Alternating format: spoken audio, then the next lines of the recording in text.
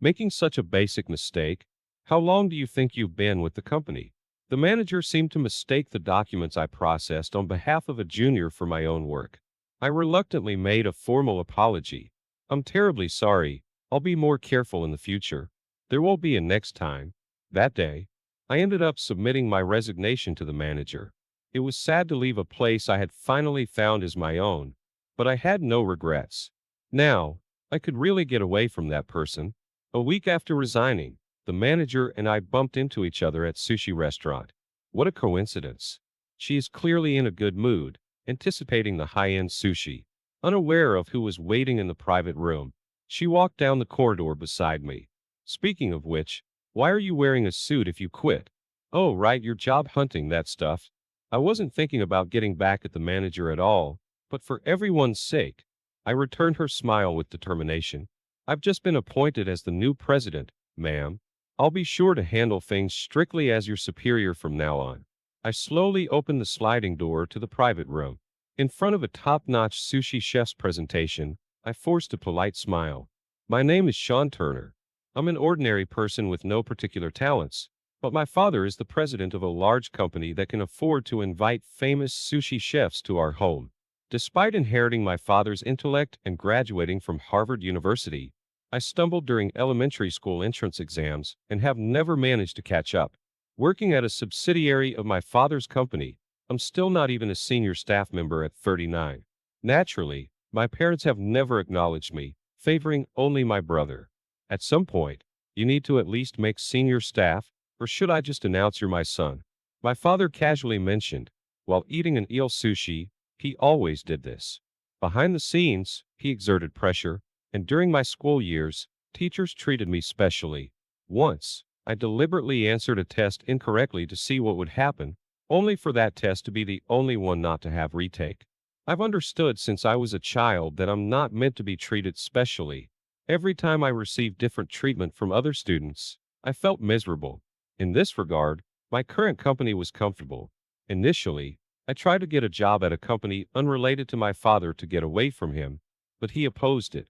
Under the condition that our relationship wouldn't be disclosed, I joined my current company. I went through the same interview process as everyone else, and no one knows I'm the son of the parent company's president. For the first time, I feel like I found a place where I belong in this company, where they give me a fair evaluation by saying, "You're not cut out to be a chief." I'm sorry, but could you please not disclose that we're related? Dad, I think it would cause trouble for you too. He's right. If people found out someone like him is your son, it'd lower your reputation. My brother added, causing my mother to chuckle. That's true. Let's focus on eating since you're here. My father said, not allowing me to leave my seat, forcing me to continue eating tasteless high-end sushi. I'll be taking over as the head of this sales department, starting today. My name is Diana Johnson. With me here, I assure you we can turn the performance around. Just make sure to follow my instructions. Today, a woman named Diana Johnson, who is about 10 years older than me, has been assigned here from the New York headquarters. Our company, primarily a supermarket, wholesales machinery for processing meat and other foods. Although a subsidiary, our company is large, with the New York headquarters, a branch in Chicago, and where I work, the equivalent to the Houston branch. Recently, our branch's performance has been declining, so we were informed that a competent person would be sent from headquarters. I had hoped for someone decent to arrive, but the initial greetings from the new arrivals stirred anxiety among everyone. And it wasn't just Diana who had been assigned. America Glover, and like Diana, I'll be serving as the section chief in the sales department, starting today. Please, look forward to working with me. Standing next to Diana, she appeared considerably younger than me. Her greeting was standard, but her facial muscles barely moved. She seemed almost android-like. She is a very capable person. Originally, I was supposed to come here alone, but I insisted she join me. Make sure to follow her instructions as well as mine, Diana declared, running the show from the first day. She had young employees fetch her coffee whenever it ran out, and called the person responsible for each difficult negotiation to explain themselves in front of everyone. Erica was somewhat better, but she had her issues too. These numbers are in full width characters, not half width. Please resubmit. Her nitpicking meant that reports that used to be submitted smoothly were now often returned, hindering work progress. Isn't there anyone competent here? It's frustrating how much we have to carry the load. In just one day, my workplace, which was supposed to be my sanctuary, turned into something as oppressive as my family home. A month after Diana's arrival, everyone was exhausted. The underemployees, in particular, were making mistakes out of fear of what could happen if they didn't secure contracts, often losing deals that were near completion. During a break, a colleague half-jokingly wondered aloud if someone collapsing would finally make the headquarters realize the true nature of these two, but it was a real possibility. I decided to offer myself up. Diana, at this rate, someone might collapse. I understand the need to improve performance, but could you reconsider your approach? And what if they do collapse? Her question caught me off guard, and I was unable to respond. In sales, numbers are everything. If someone collapses, it means they weren't cut out for this. Diana's response was calm. It's the tone of someone who thinks anyone not as excellent as my father doesn't matter. There are various types of people in the world. As a supervisor, it's your job to identify the best way to teach each individual and nurture them. If someone collapses, it means you have failed in your duty, making you the one who is not competent.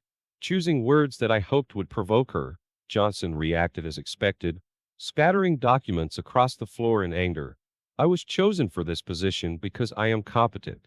Those who are not should grovel and pick up these papers. I collected the papers while being looked down upon by her. I didn't feel humiliated, thanks to my upbringing, thinking I couldn't possibly refer to Erica as an android. She knelt beside me to help. I was completely unaware, so I was surprised and let out a strange voice. I'll assist. You are kind. See, hurry up and pick them up. Maybe Erica was inherently kind, and I regretted thinking of her as an android. I just need to check some of these documents immediately. She looked at me directly. Your unnecessary remarks have wasted our time. Please reflect on this. Even Diana seemed taken aback, unable to sit down with the documents Erica handed her. Though it was an unexpected turn of events, focusing Diana's bullying on me did succeed in reducing the burden on other employees. Feeling relieved, a junior colleague approached me with a pale face. What should I do? Erica was right next to us, and though I hesitated, it seemed there was no time to move elsewhere, so I listened there. We've received a call, saying the machinery we delivered was wrong. I've also made a mistake in the estimate, so they are quite upset with me. I had anticipated that mistakes would be induced by Diana's management style. I tried to hand him my unopened can of coffee in consolation, but missed. Did you just hang up? How angry were they? Please tell me more. Erica pressed him, and he looked like he was about to cry. Please, let's leave it at that. I'll handle the rest. No, this is what supervisors are for. I will take care of it. She quickly checked the client's information, stored in the system, and made a call. At first, there were shouts of anger, but gradually, they turned into laughter. This should resolve the issue. We'll deliver what was originally supposed to be sent out sooner than usual, so please help, Sean. You're dismissed now. The junior deeply bowed to her. Perhaps she wasn't a bad person after all, just different. I was relieved that the situation had been resolved, but the story didn't end there. When the documents were recreated, with my name on them, Diana, mistaking me for the person in charge, called me in. Making such a basic mistake? Really? How long do you think you've been with the company? You're not a new employee. Erica might have intervened if she were here, but unfortunately, she was out apologizing to the client for the delivery mistake, along with the junior. I'm terribly sorry. I'll be more careful in the future. There won't be a next time. Johnson smirked and pointed to her computer. There's a template for a resignation letter in the shared folder, in case you don't know how to write one. If I didn't write it, the junior would likely be next. Without hesitation, I downloaded the resignation letter and submitted it to Johnson before the two returned. Leaving a place I had finally found was sad, but I had no regrets. Now, I could truly get away from my father. I even thought I should have done this sooner. A week after resigning, thinking I wouldn't be found out so soon, I was called by my father. I might be told to work for him this time. With a heavy heart, I headed to the sushi restaurant run by the chef who had visited our house the other day. In the private room I was led to, there were my father, And surprisingly, Erica, why are you here? Upon revealing her true identity, I was astonished. That's the situation. I'm counting on you. Despite not being the type of conversation to have while eating, my father didn't stop eating his sushi. You should start eating too, Sean. The nicey one will be here soon. Ah, can I go to the bathroom now? Go ahead. Thinking it was going to be a long conversation, I almost bumped into a woman on my way back from the bathroom. Sorry. No, my apologies. Oh, you must be Sean. It was Diana. What a coincidence. I'm here to have a meal with Erica today. Unaware of everything, Diana was in a good mood, looking forward to enjoying high-end sushi. Do you always go to places like this with Erica? Now that you mention it, it's our first time at a sushi place. More importantly, are you okay? Can you afford it? This place is quite expensive. The chef at the counter looked at us curiously. What is this woman talking about? Seemed to be written all over his face. Thank you for your concern. My father will be covering the bill, so it's all good. I couldn't bear the thought of having my dad treat me to sushi at this age. Being able to dish out such backhanded comments so effortlessly was impressive in a way. It really was going to be a long day. Ah, may I go say hello to Erica? Sure. She's in the for this private room. I'll show you inside. It's supposed to be a room reserved for special guests only. Why wasn't Diana curious about how Erica managed to make a reservation? Walking down the corridor with Diana, who had no idea who was waiting in the private room, I smiled despite myself.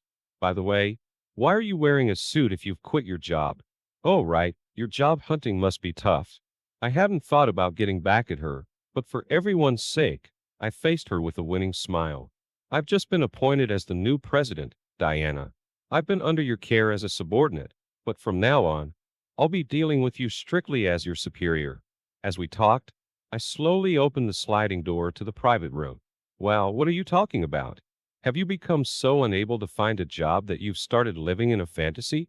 It's not a delusion. You should really take a good look at the reality in front of you.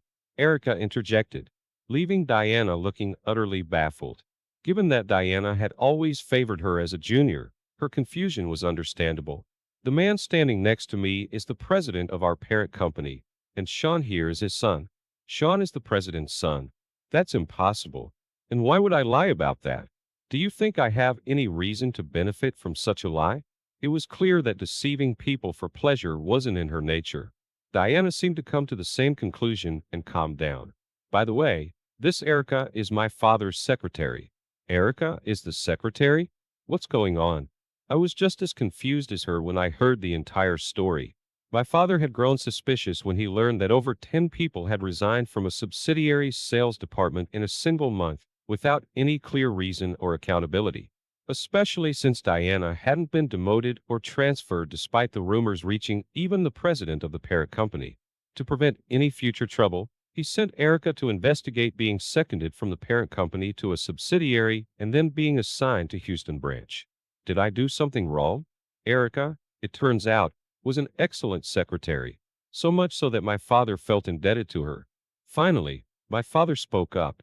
Don't think that you were dating the president of that company and had everything swept under the rug. In today's world, your treatment of your subordinates could easily become a scandalous article. It wouldn't be strange for it to affect our parent company. I was just trying to educate my subordinates for their own good. The idea of her claiming to educate anyone was unacceptable to me. Education? What you did was discard anyone. You couldn't achieve the outcomes you envisioned. Don't ever use the word education again. Well, you and your boyfriend will be demoted. So it's unlikely you'll have subordinates to manage anyway. She must have been really frustrated to be confronted so boldly by me. Or, perhaps thinking she was going to be demoted anyway, she didn't care anymore and revealed her true nature in front of the president of the parent company. Must be nice being the president's son, getting special treatment. Until recently, you couldn't even become a chief, and now you're suddenly the president of a subsidiary. If this had been said to the old me, I would have despaired, feeling trapped by my father's shadow forever. But now, it is different. I was filled with confidence. I won't deny the special treatment, but I've been observing the company as an ordinary employee.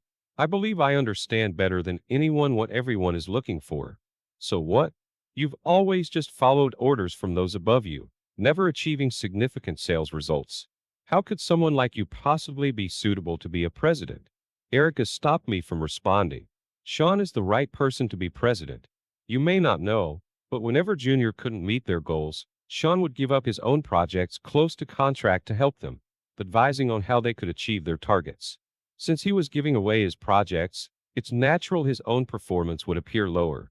Plus, having observed his work, his processing speed is exceptionally fast. She explained to Diana, just as she had to me. Sean has always underestimated his abilities, leading to his talents not being fully recognized. In reality, he is very capable. She had made the same case to my father when reporting on Diana. It led him to reconsider his view of me as inferior to my accomplished elder brother. As a result, I was appointed the new president. The notion of being president seemed impossible at first, but being praised by Erica, who I knew wouldn't just flatter me, made it feel within reach. Diana, there's something else we need to discuss. What now? Diana looked at Erica with a mix of pity and disbelief. Houston branch's performance hasn't actually been declining. A major supermarket client went bankrupt, reducing revenue, but the number of new contracts has actually increased from last year. Then why was I sent to Houston? As she spoke, she seemed to realize the truth. She began to make a call, likely to her boyfriend. Your boyfriend abandoned you. He sensed the parent company's investigation and got rid of you under the pretext of fixing the Tokyo headquarters sales department. There was no response on the phone. Diana had been utterly discarded. You said you'd been too busy to contact him since arriving in Houston. You should have realized something was wrong then. Diana, her face turning pale, stormed out of the restaurant. There's a showdown waiting at the Tokyo headquarters, but that's none of my concern now. I gulped down my now cold tea in one go. The environment has changed so dramatically in the past few hours that my brain can't keep up. Then, my father adds another shock. Sean, I'm sorry for not really seeing you until now. He left without waiting for my response. Being acknowledged by my father is a first in my memory. Already at my limit, I couldn't hold back any longer. Tears start flowing one after another. Let's take it a little easy. Thinking she's offering to stay until I stop crying. I say thank you only to be met with a puzzled look. The president left quite a bit of money, and since we both have been troubled by that man, let's recuperate some of it. Watching her order the most expensive items as if to make a point, my tears stopped, and I found myself laughing before I knew it. Later, the board and I decided to dismiss the president. Diana ended up working as a regular employee at Houston branch. My well-educated juniors in the sales department are reportedly taking good care of her education, whether it's from the humiliation or the shock of being abandoned by her boyfriend. I heard she's become a shadow of her former beautiful self. It's been about a month since Diana was demoted. Upon hearing Erica's words, I truly realized how quickly time flies. I became president shortly thereafter. To help with my likely anxieties, my father made her my secretary. I always knew she was capable in the sales department, but her skills as a secretary are exceptionally high, preparing things in advance and greatly assisting me. Yeah, it's already been a month. She seemed unable to hide her irritation at my heartfelt muttering. I didn't mean to get nostalgic about the president. I was thinking we should check if Johnson hasn't caused any problems lately. Oh, right. When would be a good time? Let's do it next Tuesday. Next Tuesday is my brother's birthday. I hold back a retort, knowing it would come back to me tenfold. My brother liked Erica and had been quite forward with her. When she was appointed as my secretary, his frustrated expression was a bit of revenge for me. As she and I spent time together, our relationship evolved.